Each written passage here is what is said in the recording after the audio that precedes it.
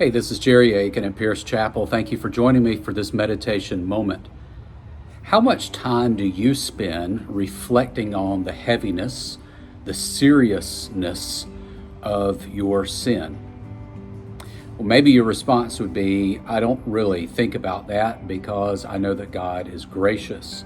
And so I rely heavily on His grace, and I don't get bogged down by thinking about the heaviness and the weight of my sin. Okay, well, how much time do you spend reflecting on the goodness of God's grace, the depth, the wonder of His grace? I would contend that you can't fully reflect on that unless you first understand the heaviness and the weight of your sin. As believers who have been redeemed by His grace, by the blood of His Son Jesus, we owe it to Him and to ourselves to reflect on both of these. If you look at the book of Romans, it's a wonderful book written by Paul. You see the agony, the internal agony that he is going through as he is writing it. He is reflecting on the weight of his sin. He says things like, "Wretched man that I am, who will save me from this curse?" He talks about how he wants to do good, but he can't do it. And the things that he wants to avoid, he ends up doing it.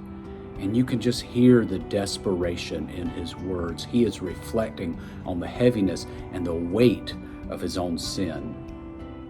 But it's because of that he can go on just a chapter or two later in the verse and talk about the depth of God's love and God's grace.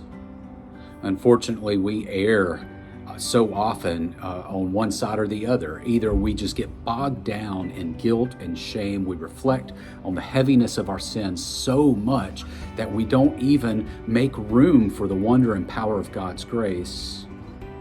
Or we just take that grace for granted and never really think about what it is saving us from. There has to be a balance there. Let's spend some time today, this week, reflecting on the weight of our sin, how wretched we truly are without God's grace, and not for the sake of guilt or shame, but for the sake of just simply marveling at how big and how good God is, and just how wonderful and amazing His grace is.